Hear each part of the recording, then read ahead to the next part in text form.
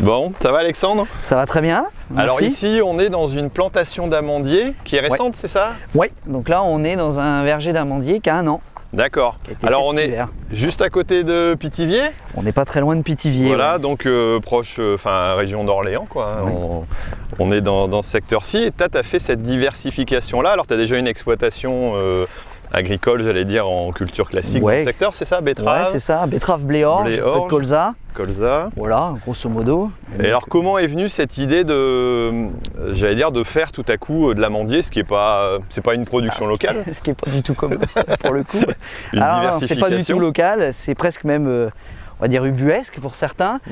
Et comment c'est venu? Eh ben, c'est venu déjà dans l'envie de faire quelque chose de différent. Donc ça c'était déjà un peu mon leitmotiv pour revenir sur la ferme, ou de faire quelque chose de nouveau. Parce que tu as bossé à l'extérieur avant. Alors j'ai bossé à l'extérieur avant, j'étais plus réactif 15 ans, alors je peux les citer, hein, chez Serre France. Ouais. Voilà, donc Alliance 100 pour le coup.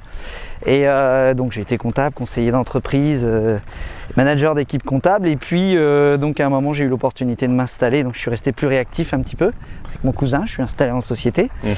Et puis au départ de mon papa l'an dernier, effectivement dans l'autre société familiale qu'il avait avec mon oncle, et j'ai remplacé mon père dans la structure. Et puis je me suis dit, ah bon voilà, il y a ce qu'on fait, il y a les filières telles qu'elles sont aujourd'hui. On voit bien qu'il y a énormément de changements dans l'agriculture. Et que ça bouge de partout, il se passe des choses, parce qu'on est aussi peut-être conduit sous contrainte parfois. Et du coup, je me suis dit, mais tiens, qu'est-ce qu'on pourrait faire d'autre? Et donc, quand on se met dans cette idée-là, un jour, on est plus réceptif à ce qu'on entend passer. Et un beau jour, j'ai entendu un reportage sur France Bleu, voilà, un jour où il neigeait d'ailleurs, je me souviens, ce qui n'est pas souvent, et c'était il y a 4 ans. Et donc, voilà, il y avait le grand maître de la confrérie de l'Authentique Pithiviers, qui disait qu'il cherchait des agriculteurs pour planter et essayer la culture d'amande. Donc quelque part tu as écouté un petit peu ton entourage et tu as dit tiens, il y a une demande, une attente. Après tout. Pourquoi pas m'y intéresser? Alors je suppose que dans la réflexion tu as dû, tu me disais tout à l'heure que tu avais passé des nuits blanches à chercher au niveau des variétés. Parce que c'est pas forcément local. C'est sensible au froid, au gel aussi. Ouais. On le voit plus d'habitude plutôt dans le sud de la France. Alors ouais, donc ici il fallait absolument qu'on trouve des variétés qui collaient bien, parce qu'on trouvait des variétés très précoces, floraison précoce, sauf que chez nous, février, c'est tendu. C'est un peu risqué quoi. Donc voilà, donc l'une des principales contraintes de cette production-là, c'est justement, il y a deux choses majeures à maîtriser, c'est de l'eau. Pas forcément en grande quantité, on n'est pas en Californie, on ne veut pas faire 7 tonnes à l'hectare, mais il faut de l'eau quand même un peu. Bon, sachant que cette année ils n'en ont pas eu, d'accord, à part celle du ciel. Ouais. Et de l'eau, et puis surtout passer les gelées. Et donc c'est vrai qu'il y a eu des nuits blanches à chercher des variétés, voir comment ça se plantait, qu'est-ce qui était le mieux, compiler un peu de biblio, donc, comme tout projet, hein, faut potasser. Et donc voilà, et on en est arrivé à trouver ces variétés-là, à échanger, et puis un jour, donc ce fameux confrérie du Pithiviers s'est appuyé sur ce qu'on appelle le PI, le PETR, le pôle de développement économique à Pithiviers. Donc ils ont organisé une rencontre entre des agriculteurs s'ils voulaient venir échanger. Et donc le projet est un peu parti comme ça. On était 4. Toi, tu étais un peu individuellement intéressé. On était tous individuellement intéressés et on s'est rassemblés après. C'est-à-dire que j'ai découvert des collègues qui sont devenus même mes associés maintenant dans une structure, alors qui ne fait pas l'acte de production, qui s'appelle la SAS Les Amandes de Pithiviers. D'accord, ça on va en reparler après. On en reparlera après. Tiens, ce qui m'intéresserait, c'est de savoir, alors là, c'est des arbres qui ont quel âge alors? Alors là, lui, c'était des arbres qui sont arrivés, qui avaient 1 an et demi, quand ils sont arrivés déjà en racines nues. Et donc lui, il a été planté au mois de novembre. Ok. Donc celui-là, il est arrivé, donc quand ils arrivent, on les rabat. Donc voilà, il a fallu apprendre la taille de plantation. Alors qu'est-ce que ça s'appelle rabattre? Rabattre, en fait, c'est lui couper la tête à la hauteur en fait voulue pour que les charpentières, en fait les charpentières vont décoller à ce niveau-là. Ce qu'on appelle les charpentières, c'est les tiges qui partent sur le côté. On lui met une contrainte. Parce que sinon ça part en tige trop, c'est ça? Ça peut, ouais. Et donc l'idée c'est quand même d'essayer de l'ouvrir. Ouais, et il a une tendance, alors ça dépend des variétés, celle-ci en plus a une tendance à pas forcément s'ouvrir, donc ça c'est un Lorane. Il y a d'autres variétés qui naturellement s'ouvrent plus, mais celui-là il faut le rabattre pour le forcer à... D'accord. Puis pour éviter que ça parte trop haut. Et celui-là est déjà pas coupé bien. C'est pour une question de rendement ou pour une praticité de la récolte? Non, c'est plus une praticité de la récolte. Alors en plus, il faut que la lumière puisse. Alors il y a quand même le rendement, il faut que la lumière puisse rentrer au cœur de l'arbre à terme. D'accord. Alors là, en implantation, tu as quoi? Tu as 5 mètres, non? J'ai 6 mètres. Alors j'ai 6 mètres entre rangs et 5 mètres sur le rang. D'accord. L'idée, c'est pas du tout d'être en intensif, donc on est plutôt sur une pratique extensive. Et on imagine récolter ça au début à la main, mais après avec des corolles, comme les machines à olive. D'accord. Les vibreurs. Alors c'est les vibreurs, voilà. comme pour des pommes aussi. Donc ça sera pas, ça sera pas tout de suite. Faut que les arbres soient. Parce qu'à la main, ça fait du taf quand même. Eh bien, il y en aura un petit peu. C'est comme ça, comme tout projet, on tâtonne. D'accord. On va avancer. Tu as une autre parcelle qui est un peu plus avancée. Alors voilà. Ceux-là, c'est ceux qui ont été faits parce que les premiers ont pas trop mal marché, donc on les voit derrière. Derrière, on va arriver dedans, effectivement. Ceux-là, ils ont 2 ans. D'accord. Ils ont déjà passé 2 hivers. Ils ont déjà passé 2 hivers. C'est les plus vieux que tu as sur l'exploitation? Ouais, c'est les plus vieux. Alors et ça doit donner en récolte à partir de quand? Au bout de la 5e année. D'accord. Ça peut donner un petit peu avant? Alors j'en ai eu. Alors cette année, on a eu en France un épisode de gel, même dans le sud, ils en ont eu. Donc on va dire que là, on a fait. Mais tu aurais eu théoriquement un petit peu, quoi. Un petit peu. L'an dernier, j'en ai eu un peu, et donc. J'en ai pas eu beaucoup parce que les arbres étaient petits comme ça, donc faut qu'ils puissent supporter des arbres. Alors eux, ils ont 2 ans, donc c'est-à-dire ils ont été plantés par rapport à ceux-ci. Ceux-là ont été plantés, donc on est en 21, ils ont été plantés fin 20 et ceux-là ont été plantés fin 2019, en décembre. Ouais, donc il n'y a qu'un an d'écart entre les deux. Ah oui, entre les deux, il n'y a qu'un an. C'est énorme la différence de taille. Ah oui, ils prennent. Il faut imaginer que ceux-là étaient comme ça, Il y a un an. D'accord. Ouais, donc au bout de 5 ans, tu as des arbres qui sont bien constitués déjà. Bien constitués. Tu as déjà une belle taille, un beau tronc. On va avoir des troncs comme ça, facilement.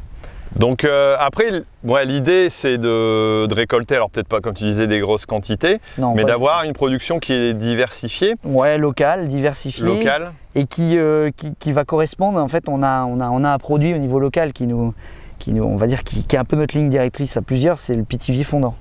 D'accord. Le pitivier, voilà, un gâteau. Qui est un gâteau local, moi je sais que je le connais, dans le Nord aussi. Donc a priori, il est connu. Il est connu, alors mondialement peut-être pas, au niveau national mais un en peu. tout cas, c'est une référence. Et là, tu me disais tout à l'heure que l'idée, c'est vraiment d'essayer de travailler justement sur du local, de recréer quelque chose qui est à la fois entre producteurs. Il y a eu des amandiers il y a très très longtemps dans la région, mais pas à ces niveaux-là. C'était des micro-productions, comme tout le monde avait un peu de vignes par-ci par-là. Bon, l'après-guerre, Première Guerre mondiale et autres, la main-d'œuvre chutant, ça s'est complètement abandonné. Puis le terroir s'y prêtait pas forcément, ça se développait mieux dans le sud. Mais voilà, l'idée c'est de réimplanter vraiment quelque chose de local, collé avec un produit. Et puis d'être ancré avec le territoire. On a des interactions avec des apiculteurs. Là-bas, il y a les ruches au fond. Il y a des ruches au fond. De faire quelque chose qui donne du sens. Travailler avec des artisans, des pâtissiers, peut-être des chefs. Alors des chefs étoilés, des tocs du Loiret. On a un chocolatier qui a pris contact il n'y a pas longtemps avec nous, voilà, donc qui est bien connu dans le Loiret. Donc voilà, et puis on a Paris qui est pas très loin. C'est quand même Paris, c'est la porte à côté. C'est recréer une référence locale sur des produits de qualité, pas forcément sur des rendements énormes, mais sur une belle production. On vise pas la Californie, et pas du tout d'ailleurs. C'est pas ça. Et puis de toute manière, si on commence à partir là-dedans, on a déjà perdu. Oui, après tu vas créer du prix. Et puis on ne veut pas aller chercher du prix parce que la guerre du prix, finalement, on perd tous à aller chercher du prix. On perd tous. Aujourd'hui, je pense pas que la société elle a envie forcément d'avoir un produit insipide, pas cher. On voit bien qu'on a quand même des injonctions constamment de la société qui nous dit on veut du produit, on veut savoir où il est fait, on veut voir la tête du bonhomme qui le fait. Et donc il faut qu'on apprenne aussi à vendre ça dans le produit, c'est la tête du bonhomme. Ça fait partie d'une démarche aussi quelque part de diversification, mais en local et pour quelque part le bien aussi de l'agriculture, en disant tiens, on va reprendre contact avec des consommateurs, des utilisateurs de produits, mettre en valeur quoi. L'idée aussi c'est ça, c'est de se dire on va aller directement voir le consommateur et on va lui dire voilà notre produit, voilà qui l'a fait, voilà comment on le fait. Voilà. Et on est globalement surpris, je dis on avec mes collègues, parce que on a des gens qui prennent contact avec nous et qui nous demandent où est-ce qu'on peut trouver les amandes, est-ce qu'on peut les acheter, c'est génial, des arbres en Beauce, c'est vrai que ça change un peu les habitudes. Et puis, pour un agriculteur bosseron, céréalier, betteravier qui irrigue, c'est un petit peu original aussi quoi. Oui, c'est ça. Ça change, mais bon, il faut aussi tenter c'est la nouvelle génération qui veut ça aussi peut-être. Ouais, alors, bien que dans le groupe on est quand même des gens alors je sais pas si on peut dire qu'ils sont vieux, mais en tout cas ils ont plus 20 ans ni 30 ans. Mais après c'est une question d'état d'esprit, mais on a même des gens qui auraient peut-être pas osé eux-mêmes d'ailleurs seuls. et qui finalement avec le groupe ça crée une émulation et puis même moi hein, j'avais 1 hectare là puis finalement j'ai dit allez la parcelle va y passer parce que on y croit quoi. Et là c'est des sols quand même assez caillouteux on voit, c'est assez séchant comme tu dis, bon, même s'il y a quand même des argiles. Il y a quand même des argiles ici. Hein, mais il n'y a pas de profondeur Non, il y a peu de profondeur, c'est vrai qu'il y a le caillou qui est pas loin, la roche est pas loin. Alors après l'amandier typiquement il adore ça.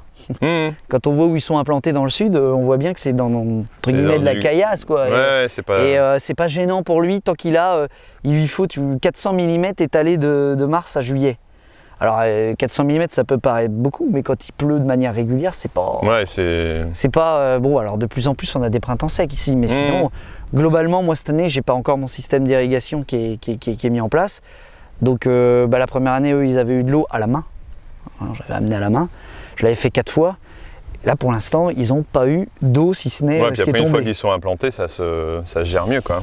Oui, puis bon, alors après, on dira toujours, mais ça les fait aussi forcer un peu. Hein. C'est-à-dire que quelque part, 100 mètres d'eau, ils vont puiser. Hein. Alors, il y a eu de la perte, hein, et j'ai quelques arbres qui n'ont pas aimé les chevreuils, n'ont pas aimé le manque d'eau. J'en ai une dizaine sur 300, ça me semble raisonnable. Alors, si on parlait un petit peu investissement, parce que tu t'es installé, tu as fait les reprises, voilà, on connaît tous un petit peu le système, forcément. Là, ce projet-là, tu as pu bénéficier aussi quelque part d'un projet commun collectif pour pouvoir aider un petit peu à financer le démarrage quelque part. Ouais, alors on a plutôt fait le financement du démarrage assez individuellement. Chacun indépendamment. Et le projet collectif, il est en train de se construire et de se financer. Parce qu'on a été là aujourd'hui, ça a été des fonds propres, parce qu'il n'y a pas, faut mettre aussi, pour convaincre le banquier aussi à un moment donné. Et aujourd'hui, là justement, je suis en train de lever entre guillemets de la dette bancaire pour pouvoir financer l'irrigation. Mais si j'avais pas mis mes billes tout de suite, pour montrer que moi aussi j'étais prêt à perdre de l'argent si ça, et convaincre mon banquier. Faut être sûr de son projet, prouver qu'on en est maître et qu'on est volontaire avant de demander quelque chose, un appel extérieur. Eh ben, je pense que c'est plus sain dans la démarche et puis on dit toujours qu'il faut mettre un peu de capitaux propres dans chaque projet. Faut être prêt à mettre un peu d'argent de soi-même et puis d'y croire. Et puis quand on y croit, on le met plus facilement aussi. On peut jamais demander aux autres de mettre de l'argent alors que nous on n'est pas prêt éventuellement à en perdre. Je pense que l'agriculture doit aussi... Tu es aussi en réflexion avec un groupe pour développer justement la filière. Oui. Et là forcément ça va être des investissements peut-être un peu plus conséquents. Il va y avoir des investissements plus conséquents pour tout ce qui va être... il va nous falloir un lieu. Alors aujourd'hui on va sûrement commencer à bricoler dans les bâtiments d'un des collègues, mais à un moment si ça prend de l'ampleur il nous faudra un lieu, il faudra... Donc c'est-à-dire du stockage, de la transformation, du séchage aussi, parce qu'effectivement nous au mois d'octobre-novembre quand ça se récolte, on n'a pas toujours de la sécheresse et donc pour finir de les faire sécher dans les coques il faudra peut-être sécher un peu, les casser, donc tout ce qui va être ébogueuse, la bogue autour de l'amande, la coque, écaleuse pour casser, trieuse. Donc voilà, puis éventuellement des outils de transformation pour faire de la poudre d'amande pour le gâteau. Donc voilà, on va avoir besoin effectivement de lever un peu d'argent. On a eu la subvention qui était menée par la loi de décompensation agricole. On a répondu à un appel à projet, donc on a été retenu, donc ça va nous aider. Voilà. Mais effectivement, on imagine éventuellement lever aussi des fonds extérieurs. Et ça, c'est peut-être une autre manière de fonctionner dans l'agriculture. Et là, tu m'expliquais justement qu'il y a une structure aussi qui est en parallèle avec le CER, qui s'appelle qui s'appelle AgriHub. Donc je suis l'animateur AgriHub. Voilà, donc pas Hub. Non, pas Hub, ça aurait pu, mais pour faire lever vos projets. Donc l'idée de cette filiale-là, elle est née en fait d'un besoin d'accompagnement en disant on met en relation des porteurs de projets avec des investisseurs qui sont prêts à faire accélérer les projets. Donc comment ils font accélérer les projets ? En plus de la dette bancaire, un investisseur qui met de l'argent éventuellement dans un projet sans demander une annuité pendant 7 à 10 ans, juste un taux d'intérêt, finalement c'est une annuité qu'on n'a pas à rembourser tout de suite. Mais ça veut dire que c'est une intégration d'un fonds dans ton capital social. Alors ça peut. Donc ça peut être une partie. Ça peut être une partie ou ça peut être du prêt remboursable in fine. D'accord. Voilà. Ouais, quand on parle in fine, ça veut dire que l'idée c'est vraiment pas de rembourser des L'idée c'est de soulager classiques. En fait pendant la phase de démarrage du projet, c'est d'essayer de soulager la grille en ne remboursant pas de la dette comme un emprunt classique ou pas totalement, pour dire je garde ça pour consolider mes fonds propres, avoir de la trésor, acheter mes intrants quels qu'ils soient pour pouvoir faire ma production et à terme pouvoir me libérer éventuellement du fonds d'investissement s'il veut sortir, si c'est un fonds d'investissement, si c'est des investisseurs particuliers, mais en disant je rachèterai le capital le moment venu. Mais pendant toute cette durée-là, je ne rembourse pas d'annuité et donc je suis plus à même pour investir le quotidien, créer ma trésorerie. Et la trésorerie, moi je disais à mes clients quand j'étais dans une autre vie conseiller d'entreprise au Cerf France, la trésorerie c'est le carburant, c'est-à-dire que tu peux avoir une Lamborghini ou une Porsche, si tu ne peux pas faire le plein, tu iras moins loin qu'un gars qui a une 106 quoi. Alors je sais pas si c'est très imagé, mais au moins tu avances quoi. Et donc à un moment donné, la trésorerie c'est un peu ce qu'on oublie en agriculture parce qu'on dit toujours ouais on fait une OCC et autres, mais quand on a la trésorerie, on est quand même plus libre de faire des choses. Ouais, non, on se retrouve à un moment donné court et c'est pas évident. Et donc du coup ça permet ça. Donc l'AgriUp c'est une filiale qui met en relation des porteurs de projets et des gens qui ont de l'argent à mettre dans ces projets-là en complément de la banque. C'est pas forcément contre la banque ni totalement, on va dire, ubériser les banquiers, c'est pas ça, c'est de venir en complément. C'est un autre accompagnement parce que le côté bancaire est utile. On peut avoir aussi d'autres systèmes de financement participatif pour des projets peut-être qui sont moins conséquents que... Quand on a, alors qui amènent aussi des fonds propres, alors bon, on peut les citer, je pense qu'on a le droit. Bon, il y a Agrilen, il y a Mimosa qui est bien connu sur... Alors c'est pas les mêmes tickets, c'est-à-dire qu'on va pas aller lever 500 ou 600 000 euros, mais ça peut répondre à une partie. Pour accompagner une partie d'un projet, ça c'est des choses intéressantes. Là ici, l'idée c'est de dire, on a quelque part des gros investisseurs, des gens qui ont des gros moyens par rapport à des gros projets aussi. Quand c'est des projets en commun où tu arrives à des 600 000, 1 million. 600, 1 million, ça va vite. En agriculture, ça va assez vite. Ou même des méthaniseurs à 4 millions. Quand on va vraiment au très fort. À un moment, on se dit, on peut peut-être aller autre chose. Et puis ça rassure aussi le banquier. C'est de se dire, il y a des gens qui sont prêts à mettre de l'argent, qui ne veulent pas être remboursés tout de suite, qui veulent évidemment une rentabilité, mais pas forcément une rentabilité... parce qu'on ne parle pas de taux excessif. On est peut-être au-dessus d'un marché bancaire. On est sûrement toujours au-dessus, parce qu'il faut qu'il y ait une rémunération. Le risque, il doit toujours être rémunéré d'une manière ou d'une autre. Mais c'est pas des choses exorbitantes, c'est pas forcément des 10-12%. C'est-à-dire qu'on va peut-être avoir du 3-4% quand la banque va prêter à 1,82. C'est pas encore exorbitant et ça soulage vachement pendant la durée où il n'y a pas d'annuité à rembourser. Donc quelque part, c'est aussi un accélérateur. Et ça peut permettre aussi peut-être de développer d'autres projets. Et de ne pas attendre 20 ans d'avoir remboursé un projet pour pouvoir repartir parce qu'on vieillit tous. C'est une solution pour les gros problèmes de flux financiers qui sont nécessaires maintenant pour les installations, les reprises, pour des jeunes ou pour des projets qui sont conséquents et sur lesquels les banques... L'un des enjeux de l'agriculture à venir, en tout cas dans le secteur dans lequel je travaillais, parce que j'étais dans l'Eure-et-Loire, mais c'est quasiment pareil qu'ici, c'est les structures grossissent énormément, pas par de multiples raisons économiques et macroéconomiques, mais à un moment donné, leur transmissibilité va devenir de plus en plus un problème. C'en est déjà problématique. Pour certaines structures, aujourd'hui, c'est très problématique. Surtout qu'après, il y a des enjeux aussi d'équilibre entre enfants. Quand il y a plusieurs enfants, je veux dire, on ne peut pas non plus faire des donations déguisées, ça n'existe pas. Et donc, le financement de tout ça pose des vraies problématiques. Et si on veut des prix justes dans les transmissions, ça peut devenir quelque part aider un jeune en complément des prêts JA, des prêts bancaires, donc c'est une nouvelle forme de financement qui semble intéressante. Et il n'y a pas une appréhension moi je connaissant pas trop ce système-là. Alors côté agriculteur ou côté financeur, tu as plus de facilité? Beaucoup plus finalement du côté agriculteur. Où il y a des réticences parce qu'on ne connaît pas ces systèmes. Parce que c'est des systèmes qui sont très connus, aussi. En tout cas dans l'industrie, mais dans l'agriculture c'est totalement... c'est totalement nouveau. Alors, il fallait déjà trouver les investisseurs, mais aujourd'hui, il y a toutes les questions d'alimentation de société qui sont quand même très présentes, en tout cas beaucoup plus que moi quand j'étais en lycée agricole, il y a quelques années de ça. C'était vraiment... on n'avait pas cette prise en main par la société de la question alimentaire avec tout ce qu'on a pu voir. Puis tu as une attente des gens en disant ok, j'ai hérité ou j'ai un capital, j'ai vendu ma société, je veux placer l'argent dans quelque chose qui a un sens, qui a et donc il y a la notion de sens aujourd'hui qui est vachement importante. Est quand même très porteur là-dessus. Oui, parce que finalement c'est l'alimentation des gens, donc les gens ils ont envie de prendre ça à bras le corps, de se poser des questions, d'interagir aussi avec les gens. Et quand je disais ils veulent voir la tête du bonhomme, il y a aussi ça. Et aujourd'hui, quelque part, avec des fonds d'investissement ou même des investisseurs en direct, s'ils ont les moyens, c'est de dire je veux mettre de l'argent dans quelque chose qui a du sens, ou dans une idée intéressante. Alors ça peut être des amandiers, ça peut être des autruches, peu importe, mais c'est de mettre de l'argent dans du sens et c'est pas forcément le rendement. Voilà, donc quelque chose qui a du sens.